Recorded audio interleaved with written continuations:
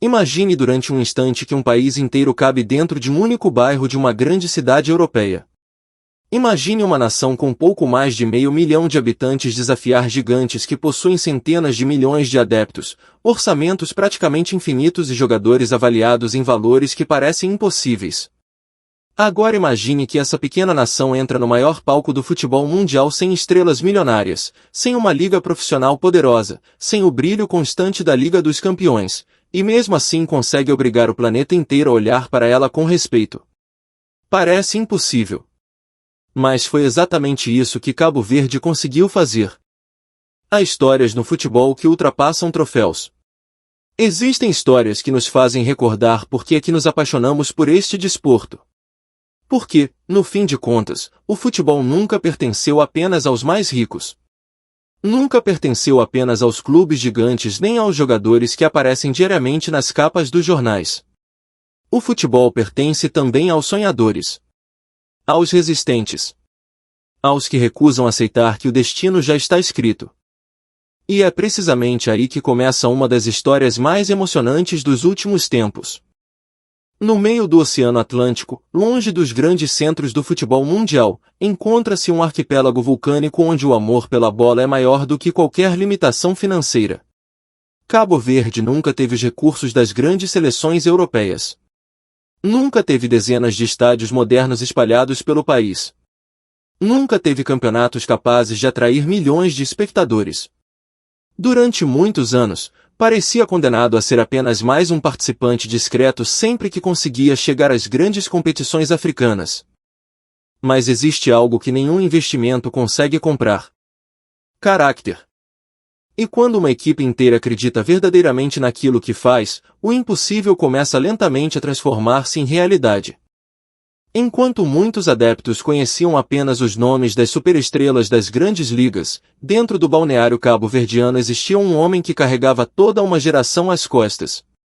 Um homem que não aparecia nas campanhas publicitárias mais famosas. Que nunca custou centenas de milhões de euros.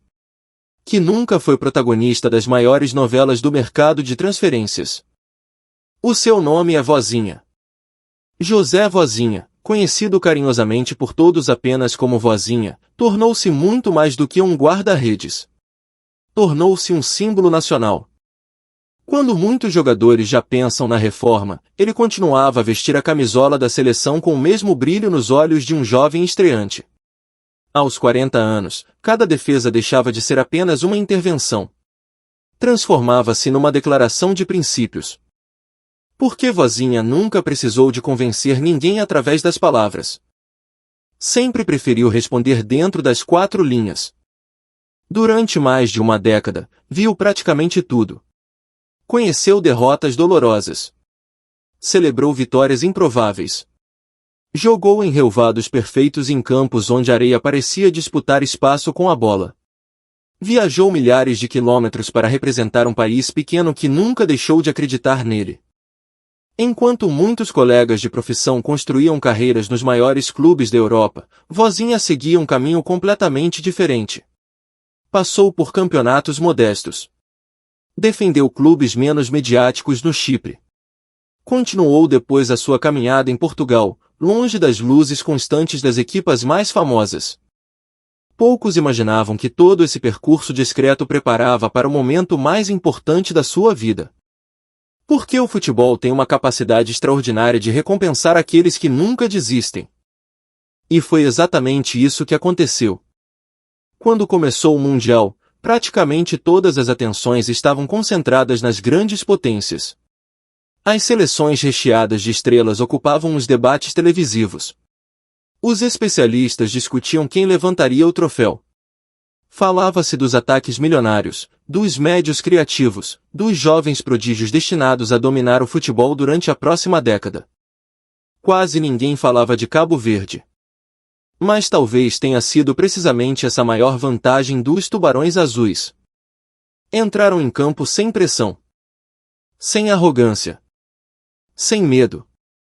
E, acima de tudo, unidos. Enquanto outras equipas dependiam da inspiração individual das suas estrelas, Cabo Verde apresentava algo muito mais raro no futebol moderno. Uma identidade. Cada jogador conhecia exatamente o seu papel. Cada movimento parecia ensaiado durante anos. Cada metro do terreno era protegido como se fosse território sagrado. No centro de toda essa organização encontrava-se Vozinha. Embora a braçadeira oficial pertencesse a outro jogador, todos sabiam quem era o verdadeiro líder emocional daquela equipa. Bastava observar alguns minutos de jogo. Mesmo no meio de estádios completamente lotados, a voz grave do guarda-redes fazia-se ouvir constantemente. Orientava. Corrigia. Incentivava. Alertava. Nunca permitia que a concentração diminuísse. Era como se conseguisse ver o jogo alguns segundos antes de toda a gente. Essa capacidade não aparece por acaso. Nasce da experiência. Nasce das centenas de jogos. Nasce das derrotas que ensinaram mais do que muitas vitórias. Enquanto os avançados procuravam espaços entre os defesas, Vozinha já tinha antecipado a jogada. Enquanto muitos guarda-redes modernos são elogiados pela qualidade dos seus passes, ele continuava fiel à essência da posição. Defender. Essa era a sua missão. Nada mais importava. Nos últimos anos, o futebol mudou radicalmente. Os treinadores exigem que os guarda-redes participem na construção ofensiva. Querem passes curtos. Querem saídas arriscadas. Querem que o guarda-rede seja praticamente mais um jogador de campo. Muitos tornaram-se especialistas com os pés. Mas Vozinha nunca tentou copiar ninguém. Nunca quis ser uma versão de outros grandes nomes. Preferiu ser simplesmente Vozinha. Quando a bola chegava aos seus pés, não havia exibicionismos. Não havia riscos desnecessários. Se existia perigo, afastava-o imediatamente. Se era preciso aliviar, aliviava. A simplicidade tornou-se a sua maior virtude. E essa simplicidade transmitia confiança. Os defesas sabiam que atrás deles existia alguém capaz de resolver qualquer emergência. Essa sensação muda completamente uma equipa. Quando um defesa acredita verdadeiramente no seu guarda-redes, joga de forma diferente. Arrisca mais. Antecipa mais. Pressiona mais alto. Porque sabe que existe uma última muralha pronta para salvar tudo. Foi exatamente essa relação que nasceu entre Vozinha e Logan Costa. De um lado, a juventude. Do outro, a experiência. Logan Costa representava a força física, a velocidade e a agressividade necessárias para enfrentar alguns dos melhores avançados do planeta. Atrás dele surgia Vozinha. Calmo. Sereno. Cada passe encontrava uma camisola azul. Cada tentativa de aproximação era travada. E quando finalmente surgia uma oportunidade clara, lá estava Vozinha. Uma defesa. Depois outra. E mais outra. Ao longo da partida realizou 7 intervenções decisivas. Algumas pareciam absolutamente impossíveis. Remates dentro da área. Finalizações a queima-roupa. Situações em que praticamente todos já estavam preparados para celebrar o golo. Menos ele.